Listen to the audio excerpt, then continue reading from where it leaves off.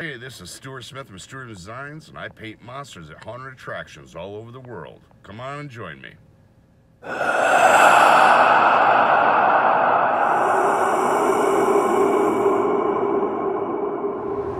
Good morning, my people. We're here at Houston Terrordome, day 2. Yesterday I was going to put up the video of the spinning tunnel, but I couldn't figure out how to turn the thing on. So they turned it on for me this morning, so I'll be putting up that video tonight along with this one. But we got here yesterday about 1 o'clock in the afternoon, wiped out his spinning tunnel, and got a good night's sleep, so we're back at it.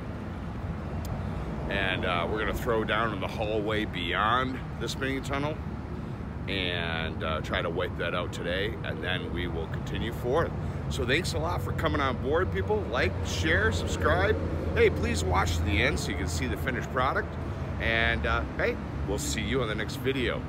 And oh, by the way, it was 103 here yesterday. Oh, joy. Even with the AC going, I still was dripping in the gack, and it was a horrible day, right? But it's all good. It's all part of the fun. Making memories. Y'all take care. We'll see you on the next video.